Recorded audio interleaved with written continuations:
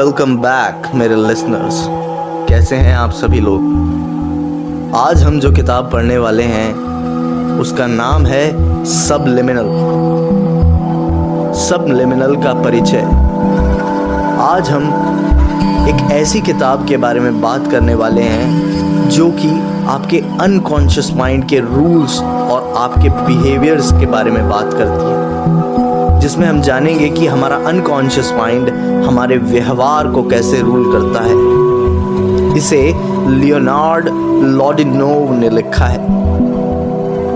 क्या आपको पता है हम डिसीजन कैसे लेते हैं? क्या हम सभी फैक्ट्स को सामने रखकर अपना ओपिनियन बनाते हैं या अपने सबकॉन्शियस माइंड के सजेशन से डिसीजंस लेते हैं? यही सब हम इस किताब के विस्तार में समझने वाले हैं। कॉन्शियस इंसान बनकर फैक्ट्स पर डिसीजंस लेने के बजाय हम अपने सबकॉन्शियस माइंड से चलते हैं। हमारे सबकॉन्शियस माइंड का इन्फ्लुएंस हमें अजीब और फैक्टलेस चीज़ों को करने के लिए इंस्पायर कर सकता है।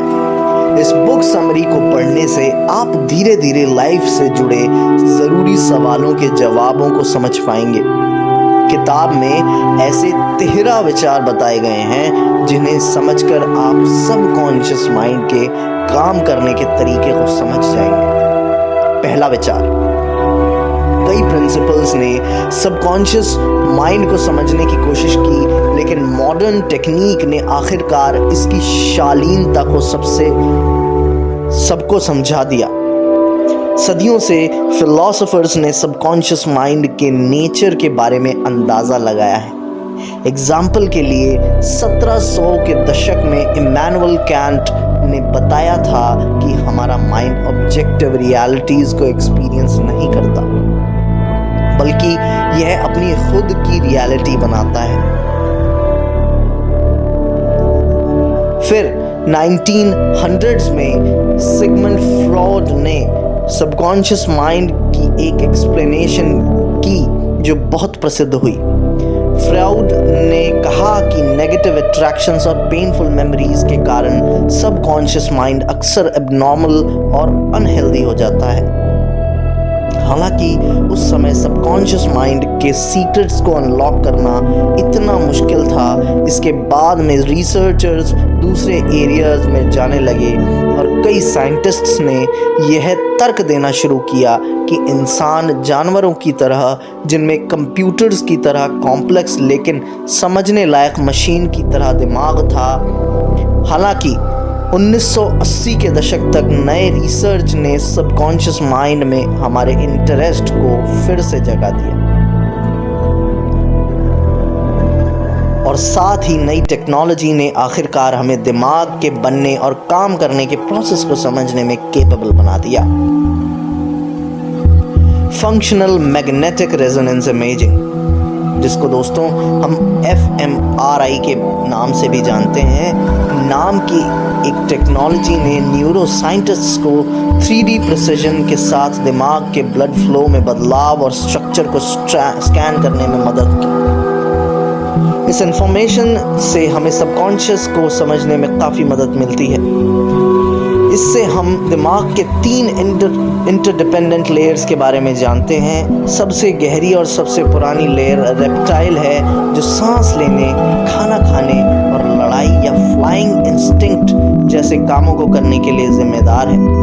फिर दूसरी लेयर है, इस हिस्से पर सोफिस्टिकेटेड पुरानी मैमेलियन या लिम्बिक सिस्टम होता है, जो सबकॉन्शियस सोशल परसेप्शन कि आप सोसाइटी को लेकर कैसा सोचते और बिहेव करते हैं इसके लिए जिम्मेदार है। इसके ऊपर नियोकॉर्टेक्स है, जो गोल से जुड़े एक्शंस और कॉन्शियस थॉट को बढ़ावा देता है। यह देखने, उंगलियों और चेहरे के भावों को एक्सप्रेस करने से भी जुड़ा है। हम इंसानों में यह बहुत ज़्यादा पाया जाता है।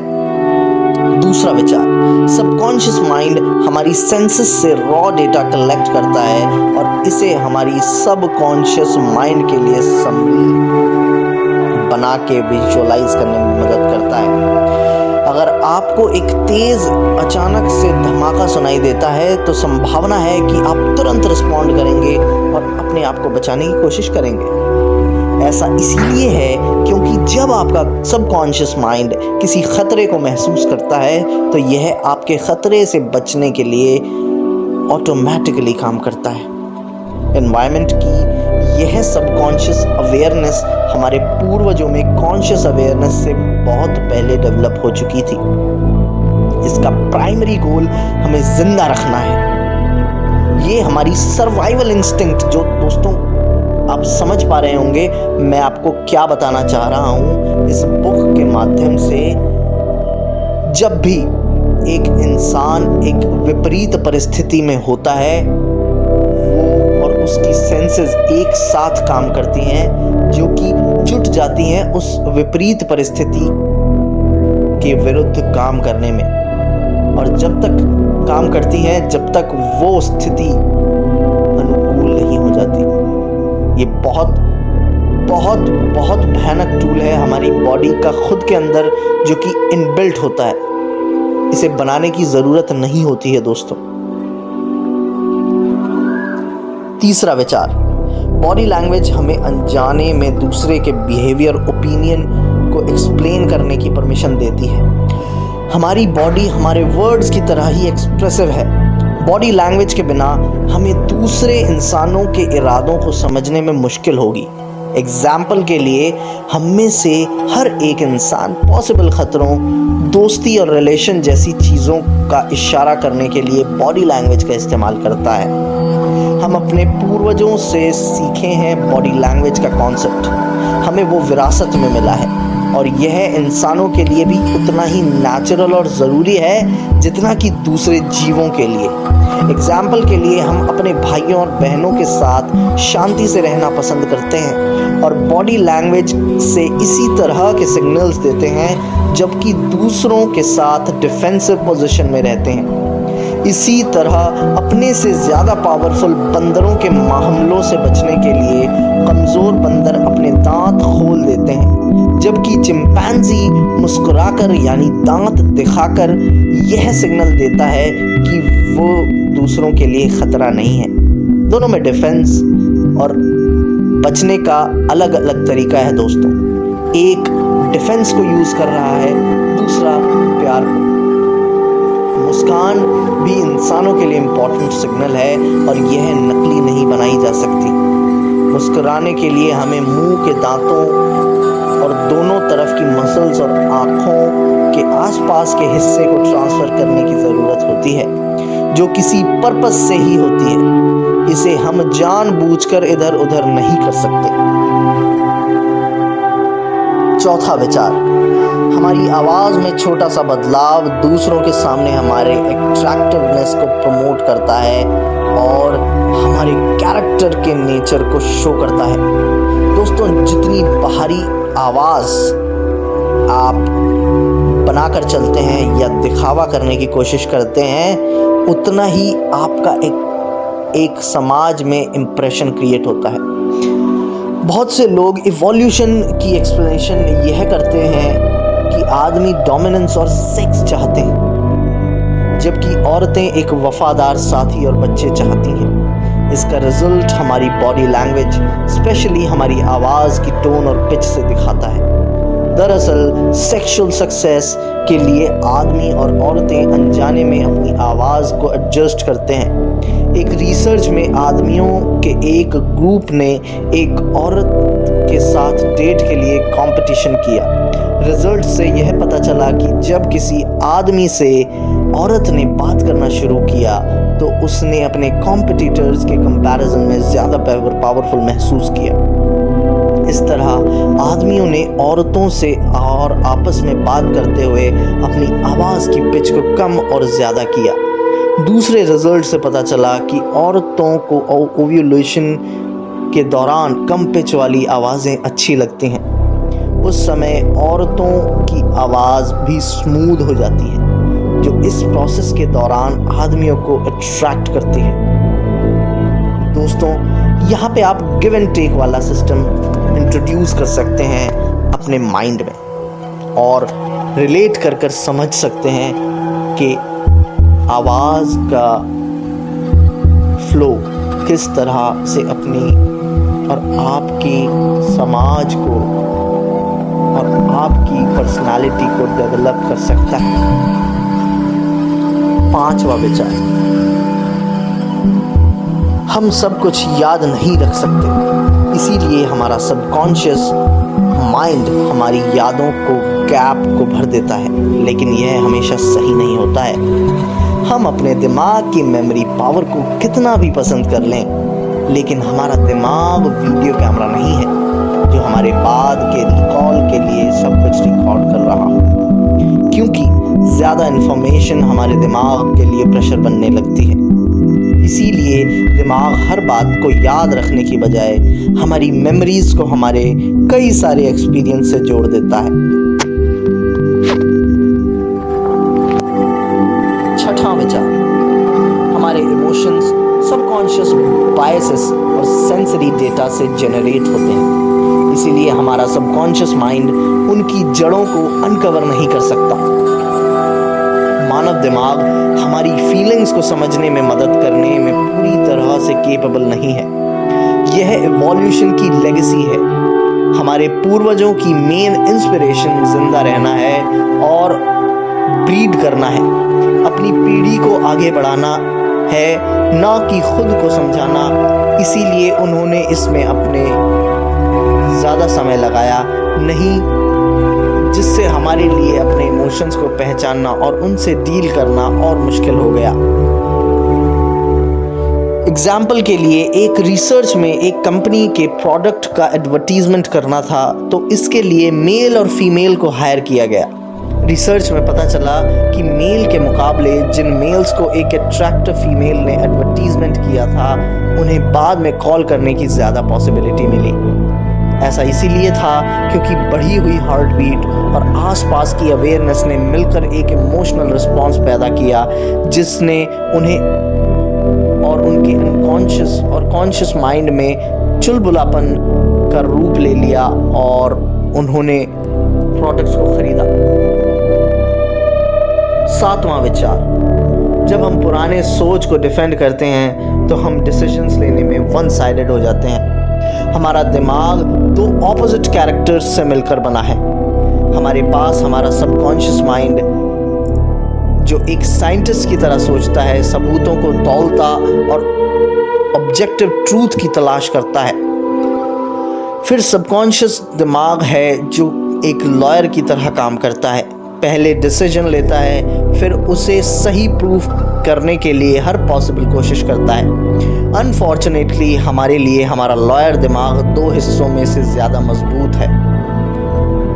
उदाहरण के लिए 1950 और 1960 के दशक के शुरुआत में साइंटिस्ट्स के एक ग्रुप का मानना था कि यूनिवर्स बिना किसी शुरुआत या एंड के एक स्टैटिक स्टेट में मौजूद है, जबकि दूसरे ग्रुप का मानना था कि यह एक बड़े धमाके के साथ शुरू हुआ था, जिसे बिग बैंग के नाम से जाना जाता है।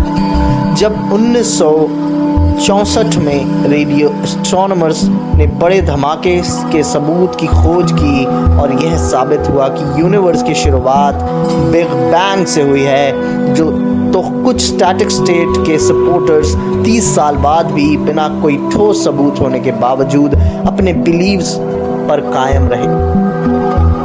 प्री डिफाइंड ओपिनियंस या कंडीशंस इस बात से भी पता चलती हैं कि हम इंफॉर्मेशन को कैसे समझते हैं। यहाँ तक कि जब अलग अलग लोगों को एक जैसी इंफॉर्मेशन दी जाती है, तब भी उनके पिछले बिलीव्स इन्फ्लुएंस करते हैं और वो अलग अलग कंक्लूजन्स निकालते हैं। 8वां विचार, हम सब सोचते हैं कि हम स्पेशल हैं और यह हमें अपनी कैपेबिलिटीज़ को कम आंकने की तरफ ले जाता है। 1960 में 3 मेंटली इल लोगों को एक साथ ही एक कमरे में रखा गया जो खुद को जीसस मानते थे। सब यह जानना चाहते थे कि उनकी सेल्फ परसेप्शन को कैसे अफेक्ट करेगा। जब उन्हें कुछ दिनों में बाद बाहर लाया गया तो एक ने अपना फेथ छोड़ दिया और अपने आप को एक नॉर्मल इंसान की तरह एक्सेप्ट कर लिया। एक ने दूसरे पर बहकाने का आरोप लगाया, जबकि तीसरा अब भी पूरी तरीके से अपने आप को जीसस ही मान रहा था। इस तरह सबूत के बावजूद 3 में से 2 अपनी इमेजिनेशन को बरकरार रखा। वो अब भी अपने अंदर खुद को जीसस ही मान रहे थे। यह सुनने में थोड़ा अजीब लग सकता है, लेकिन इस बताए गए एग्जाम्पल की तरह हम भी अपने आप को अपने तरीके से स्पेशल दिखाने की कोशिश करते रहते हैं ताकि दूसरों का रिस्पेक्ट लगातार मिलता रहे। इसको सेंटर ऑफ अट्रैक्शन भी कह सकते हैं। नवा विचार।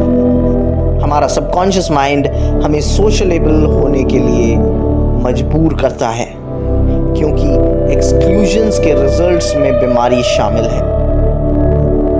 इससे पहले कि हम बात करें या चल भी सकें, हम दोस्ती की तरफ अट्रैक्ट हो जाते हैं और दुश्मनी से पीछे हट जाते हैं। बच्चे उन लोगों के चेहरों को छूना पसंद करते हैं जिन्हें वे दूसरों की मदद करते हुए देखते हैं, और जो लोग दूसरों को नुकसान पहुंचाते हैं वे उन्हें दूर भगा देते हैं। यह इस बात का एक सबूत है कि सोशलेबल होना, लोगों के साथ मिलना जुलना और दोस्ती करना हमारे नेचर में शामिल है, और ऐसा करने में हमारी मदद करने के लिए हमारा दिमाग हार्डवेयर से भरा है। इसमें नियोकॉर्टेक्स नाम का बॉडी पार्ट हमारी मदद करता है। नियोकॉर्टेक्स ब्रेन का सबसे नया हिस्सा है जो हमें लोगों के बीच रिलेशंस को समझने में मदद करता है। 10वां विचार। हमारा सोशल बिहेवियर दिमाग और सबकॉन्शियस आदतों के केमिकल से निर्धारित या डिटरमिन होता है। साइंटिस्ट्स और फिलोसोफर्स लंबे समय से यह साबित करते आ रहे हैं कि इंसानी रूप में हम बहुत यूनिक हैं। कोई दूसरी प्रजाति हमारी तरह मुश्किलों को नहीं समझ सकती। फिर भी हम उतनी रिमार्केबल प्रजाति नहीं हैं जितना हम सोचते हैं। दरअसल हमारे दिमाग के कई एरियाज नेचर में पाए जाने वाले एक जैसे प्रिंसिपल से चलते हैं। इंसान और जानवर दोनों का बिहेवियर माइंड के केमिकल से चलता है। एग्जाम्पल के लिए दिमाग में कुछ केमिकल्स के निकलने से हमें भरोसा करने की पावर मिलती है। फिर भी बहुत प्रजातियां और इंसान कभी भरोसा और प्यार नहीं करते, तो कभी करते हैं। 11वां विचार। लोग स्टीरियोटाइप्स और लेबल पर भरोसा करते हैं जो इस बात को इन्फ्लुएंस करते हैं कि हम दूसरों को कैसे देखते हैं। क्या आपको लगता है कि आप निष्पक्ष और ओपन माइंडेड हैं? हम में से कई लोग इन क्वालिटीज पर गर्व करते हैं, लेकिन अनफॉर्चुनेटली हमारी थिंकिंग के नीचे छुपे हुए कुछ अनक्लियर धारणा या पहले के बनाए हुए बिलीव्स होते हैं। एक स्टडी के लिए अमेरिका में इम्प्लिसिट एसोसिएशन ने एक टेस्ट में लोगों को स्क्रीन पर कुछ फोटोज दिखाए और उनसे उसके बारे में कमेंट करने के लिए कहा गया। इस टेस्ट का एक चौंकाने वाला रिजल्ट यह आया था कि 70% लोगों ने काले लोगों को फेलियर और गोरे लोगों को सक्सेस जैसे शब्दों से जोड़े रखा था, और उस रेशियो में कई ऐसे लोग भी शामिल थे जो खुद को नॉन रेशियल यानी ब्लैक मानते हैं। इन छिपे हुए धारणा का यह एक अकेला एग्जाम्पल नहीं है। ऐसे बहुत सारे एग्जाम्पल आपको समाज में और पूरी दुनिया में देखने को मिल जाएंगे। 12वां विचार। समूह के साथ पहचान करने की आदत समूह मेंबर्स के फेवर में और नॉन मेंबर्स के खिलाफ धारणा को बढ़ावा देती है।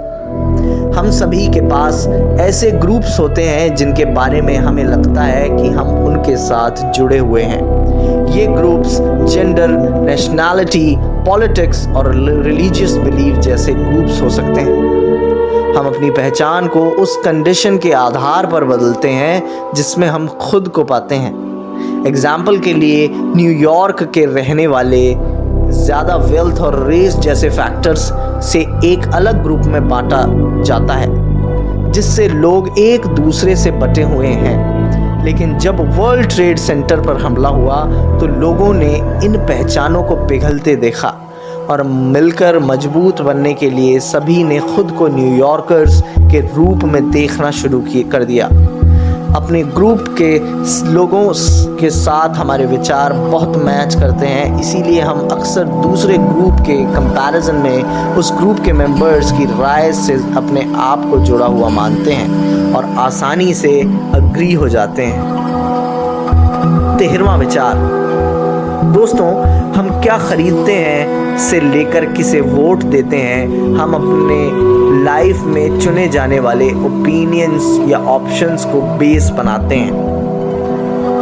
किसी ने नहीं सोचा होगा कि कंपनी के नाम का प्रोनाउंस उसके शेयर्स परफॉर्मेंस को इफेक्ट करेगा, लेकिन वे करते हैं।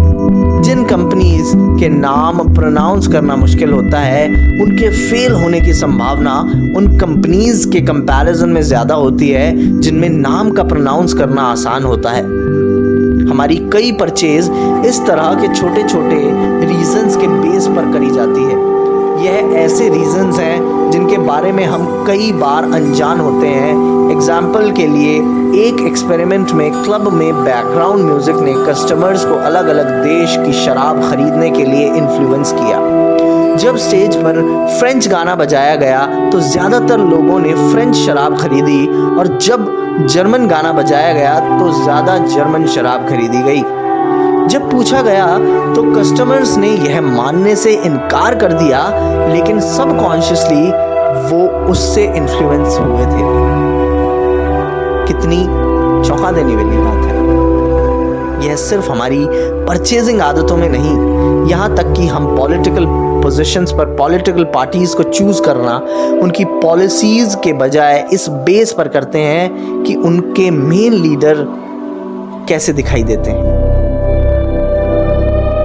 इसका एक एग्जाम्पल, चुनाव के रिजल्ट्स को अपने फेवर में करने के लिए पॉलिटिकल पार्टीज प्रसिद्ध और लोगों द्वारा पसंद किए जाने वाले इंसान को अपनी पार्टी के लीडर के रूप में उतारती है। आइए दोस्तों, इस बुक की समरी को जान लेते हैं। इस किताब का मेन मैसेज है कि हम इस बात से अनजाने होते हैं कि हमारा सबकॉन्शियस माइंड हर समय क्या करता है। एग्जाम्पल के लिए, खतरे से बचने के लिए, खाना ढूंढने या पावरफुल बनने के लिए हमेशा कुछ करता रहता है। यही इसी तरह काम करता है। किताब से हमने कुछ प्रैक्टिकल लाइफ विचारों को समझने, जैसे अपने फेवर में डिसीजंस के लिए बॉडी लैंग्वेज का इस्तेमाल करना। अगर आप बात करते समय किसी की आंखों में देखते हैं, उसे सुनते समय उनकी आंखों और चेहरों के दूसरे हिस्सों को देखते हैं, तो आप अपना इन्फ्लुएंस करने की कंडीशन में पहुंच जाएंगे। महत्वपूर्ण फैसले लेने से पहले अपनी बॉडी और दिमाग को शांत करें। अगर हम काम पर जाने में लेट हो जाते हैं तो हमारी बॉडी एड्रेनलिन हार्मोन्स का प्रोडक्शन करती है, जिससे हमारे कॉन्शियस माइंड काम के बारे में कुछ ऐसे डिसीजंस लेने लगता है जिसके बारे में हम आम तौर पर अनजाने होते हैं। सबलिमिनल किताब की समीक्षा, लियोनार्ड लॉडिनाउ द्वारा लिखित सबलिमिनल मानव व्यवहार पर अचेतन मन के प्रभाव पर प्रकाश डालती है, जिससे पता चलता है कि कैसे हमारे निर्णय छिपी हुई मानसिकता प्रक्रियाओं द्वारा आकार लेते हैं। लॉडिनो धारणा पूर्व ग्रहों और ऑप्शंस को संचालित करने वाले सामाजिक संकेतों की शक्ति का पता लगाते हैं। रोचक ढंग से लिखी गई यह किताब हमारे अवचेतन की जटिलताओं पर प्रकाश डालती है। न्यूरोसाइंस और साइकोलॉजी के माध्यम से एक विचार उत्तेजक यात्रा की पेशकश करती है। यह किताब इस बात पर जोर देती है कि हमारे कितने कार्य जागरूकता से परे शक्तियों द्वारा निर्देशित या डायरेक्टेड होते हैं। कभी कभार वैज्ञानिक अवधारणाओं से भरपूर सबलिमिनल अंततः हमारे जीवन को आकार देने वाली सूक्ष्म शक्तियों पर एक मनोरम पर्सपेक्टिव प्रदान करती है, पाठकों को निर्णय लेने और मानव स्वभाव की उनकी समझ पर पुनर्विचार करने के लिए चुनौती देती है। मैं आशा करता हूं कि आपने इस समरी से बहुत कुछ सीखा होगा। इसी के साथ ये हिंदी बुक समरी सबलिमिनल की मैं समाप्ति करता हूं। उम्मीद है आपको यह समरी से कुछ सीखने को मिला होगा और आप और ग्रो करने में बहुत ज़्यादा तैयार हो चुके होंगे। इसी के साथ मैं माध्यम अंग्रेश आपसे विदा लेता हूं और मिलूंगा जल्द ही एक नई ऑडियो बुक समरी में। तब तक के लिए अपना ख्याल रखें। बहुत बहुत धन्यवाद।